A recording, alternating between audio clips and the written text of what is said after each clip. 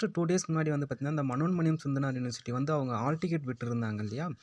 இப்போ வந்து அந்த ஆல் டிக்கெட்ல என்ன சொல்லியிருக்காங்கன்னா, எக்ஸாம் டேட் நாங்க போஸ்ட்போன் பண்ணுறோம். 7, 8 கண்டக்ட் பண்ணக்கூடிய எக்ஸாம் வந்து போஸ்ட்போன் பண்ணியிருக்கோம். ஸோ ரிசீவ்டு டேட்ட வந்து நாங்க ஈகர்லி நாம இன்டிமேட் பண்றோம்ன்னு அவங்க சொல்லியிருக்காங்க. ஸோ நான் யூனிவர்சிட்டி சைட்லேருந்து விசாரிச்ச வரைக்கும் என்ன சொல்லியிருந்தாங்கன்னா, இந்த ஓடிபி ஜெனரேட் பண்ணுறதுல சம் ப்ராப்ளம் இருக்கு. ஸோ அதனால அது ஓடிபி ஜெனரேட் பண்ண முடியலன்னு சொல்லி அந்த யூனிவர்சிட்டி ஸ்டாஃப் எக்ஸாம் போவாங்க இல்லையா? அந்த இன்விஜிலேட்டருக்கு எல்லாமே அவங்க இன்ஸ்ட்ரக்ஷன் குடுத்துருக்காங்க.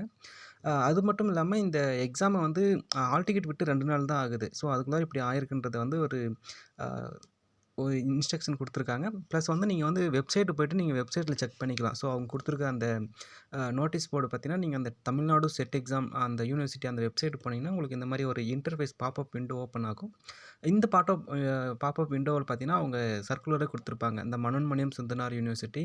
ஸோ பிரஸ் ரிலீஸ்ன்னு சொல்லி அவங்க அந்த எக்ஸாம் டேட்ட வந்து ஷெட்யூல் வந்து ரீஷெட்யூல் குடுக்குறதா